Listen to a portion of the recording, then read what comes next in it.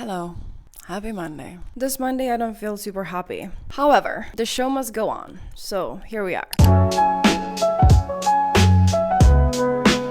So usually I do this kind of like reset on Sunday morning so that then I'm freshly prepared for the rest of the week. However, because I had super intense like social weekend then, I did none of my reset. That is why we're here on Monday morning. I have to be honest, I am feeling a little bit stressed because I did take some time off last week from my daytime job. And I know that there's a lot of Slack messages waiting for me, a lot of emails. However, before we get to work, we're actually gonna go through my whole like weekly reset routine because believe it or not, I have a very specific weekly routine that I follow every single week. Let's go to my desk and go through the checklist of what I do to prepare for the week. All right, so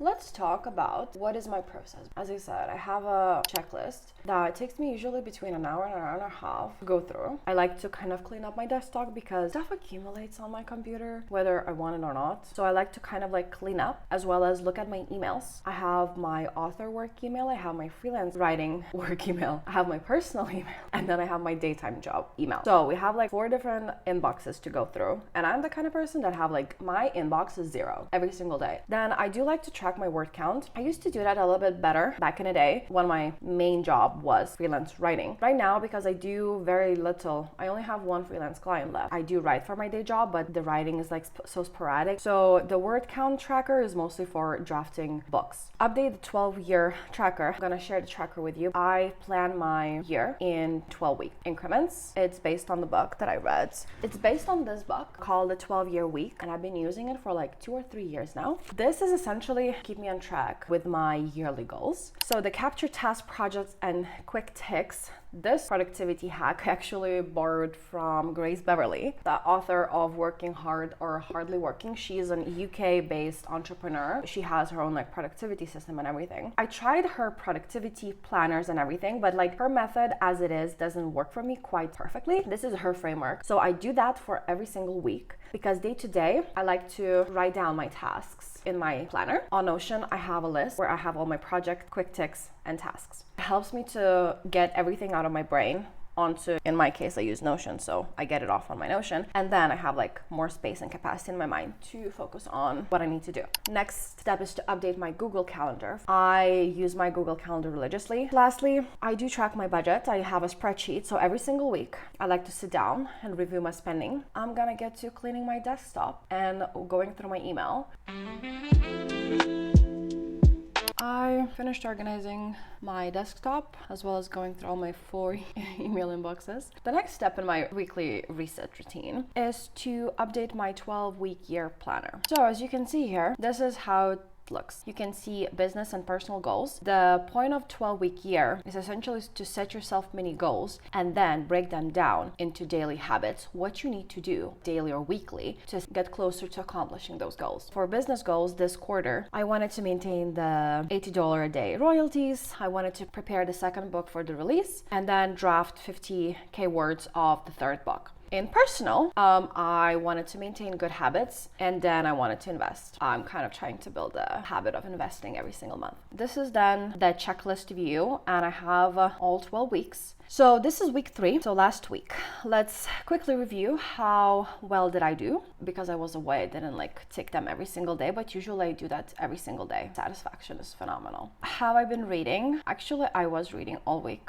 I was obsessed with reading. It was such a vibe. I'm currently reading The Auction, which is the fan fiction of Harry Potter. I have not been tracking my calories because I was away. However, I have been walking. On Friday I did. Saturday, Sunday, I didn't hit my 10K. I think I only did like 6K each day, so I'm not gonna select that. Then I did run the ads every single day. Now, Jenny is my VA, and she's the one that's posting on TikTok for me twice a day. Strength training. I did go to the gym on Sunday. I did go on Friday, on Thursday, and on Wednesday. I did not post on Instagram because I just didn't have the time and I was like, you know what, fuck that shit. 1 week is not gonna kill anyone. Now, week 4. I need to walk, I need to be in maintenance, I need to read, I need to run Facebook ads, I need to post on TikTok. That's all good. Yeah, I will be going to the gym later. The Blood Queen is with my beta readers. This is the last week. I should receive the feedback soon, hopefully. Post on Instagram. Yes, I want to post 3 times a week. And then this week I need to send out my author newsletter. Like, I don't always complete every single thing. Some weeks are perfect and I do everything. Some weeks are not, and I'm not aiming for perfection, I'm aiming for progress. So like, this keeps me accountable and I'm aware of things I need to do. We can check that off.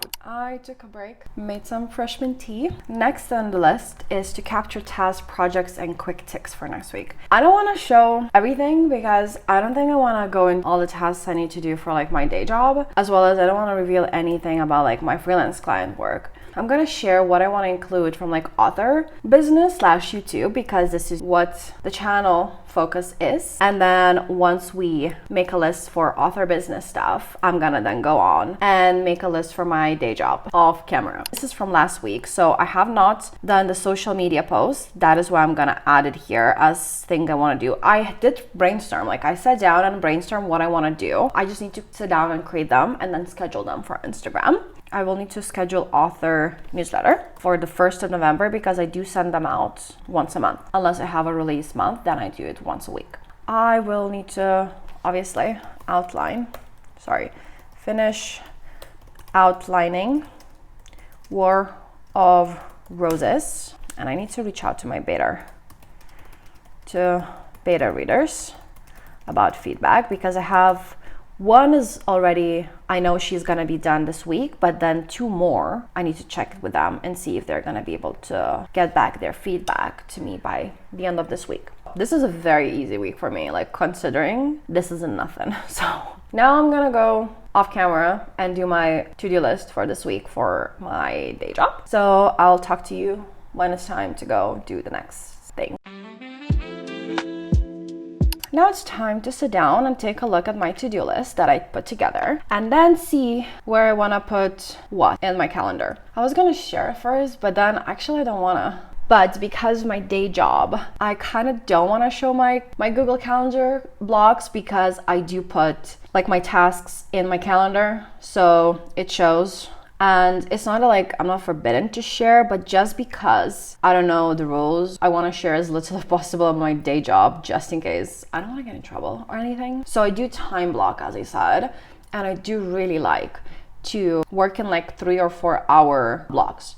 I find that this is the most productive way and I'm the most efficient. However, for example, on Wednesday at 8 a.m., I'm gonna go to the gym because that's the best time that day for me to go, because the gym is gonna take me like an hour and a half. I'm gonna have like a shorter morning working block, and I like to separate my days like this. I like to do a morning working block 3 or 4 hours, and then an afternoon working block 3 or 4 hours. And then also in the evening I have meetings in my day job because I work with an American company. So all the meetings that happen usually take place from 5 p.m. and honestly up to 9 p.m. So that's why the calendar is a little bit like all over the place. And then on the weekends, I like to keep them open and schedule only my social things. I'm gonna put all the stuff into my Google Calendar, and then we're gonna discuss the next step. We finally came to the last part of our weekly reset, which is review and update the budget template. This is my least favorite fucking thing to do.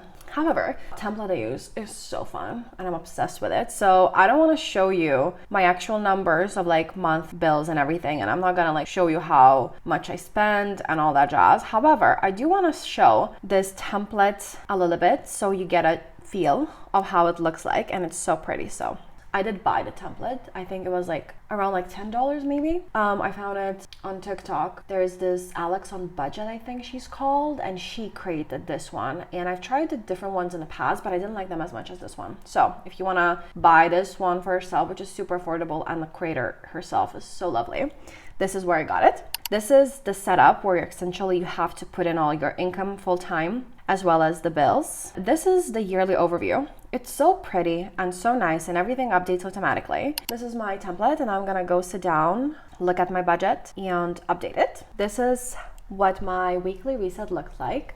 It's always the same process. It always takes me an hour and a half. Today is taking a little bit longer just because I've been filming, so I need to, take breaks and all that jazz. As I said, I've been using this system specifically for the last 2 or 3 years. It has changed and evolved, and I simplified it because I just don't have enough time or desire, to be honest, to sit and do like 3-hour resets and go into like nitty gritty details of like every single part of my life. But this helps me stay on track with my personal goals, with my health goals, with my finances, which is super important for me. And then just kind of like make sure that I'm going into the week with the right mindset and not stressed or anxious, because I know exactly what I need to do. However, I'm not rigid with it, okay?